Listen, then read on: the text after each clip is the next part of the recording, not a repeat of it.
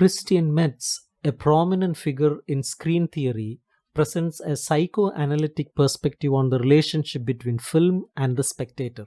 He believed that reality is not an already existing world, but rather a world created by signifying systems generated through dominant power structures as ideologies. Metz opposed the aesthetics of realism and the interpretation of film as simply recording reality, arguing that film could not only reproduce prevailing ideologies but also demystify them and offer alternative visions. In his book, The Imaginary Signifier, Metz uses Lacanian categories to understand the connection between film and the spectator. He characterized cinema's form of signification as perceptual, engaging both visual and auditory faculties. While it is more perceptual than other arts, such as music and literature, it is also the least perceptual, as what it offers to perception is absent. This dual nature of the cinema signifies its uniqueness, as it involves us in the imaginary, enlisting perception only to direct it toward an absence. Metz's semiotic approach to cinema and his Lacanian psychoanalytic perspective further contributed to his understanding of the connection between film and the spectator.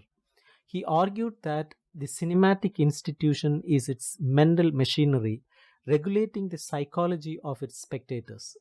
Metz's film theory is based on Lacan's concept of the mirror stage, where the child recognizes itself in the mirror and sees itself reflected in a satisfying wholeness.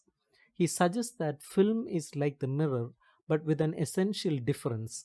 The spectator's own body is not reflected in it. The spectator's knowledge is of a twofold nature. They know that they are perceiving something imaginary and that it is themselves who are perceiving it. This knowledge is the place where the perceived imaginary gives way to the symbolic, where the cinematic signifier is inaugurated. Metz sees the connection of the spectator to film as characterized by two dispositions, voyeurism and fetishism. In theater, actors and spectators are present at the same time and in the same place, but in cinema, the actor and spectator are there at different times. Cinematic voyeurism is an unauthorized scopophilia reinforced by other features of the institution, such as the darkness and anonymity in which the spectator is enveloped, the spectator's effective solitude in the auditorium, and a total segregation of the space of the performance from the space of the audience. The third characteristic of the institutionalized cinematic signifier is fetishism. The fetish is essentially the equipment of the cinema or its technique. The film offers something as present which is absent, and the cinema fetishist is someone who is enchanted at what the machine is capable of. For the jouissance of full cinematic enjoyment, the fetishist's mind must register both the force of presence that the film has and of the absence on which this force is constructed, since his pleasure resides in the gap between the two. Metz's argument could be challenged on many fronts.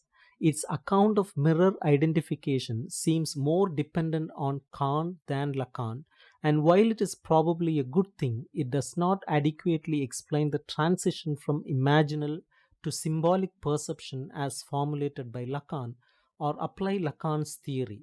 It is sympathetic to say that actors as objects on the screen have not given their consent as they have given their prior consent to exhibitionism, from which they profit greatly.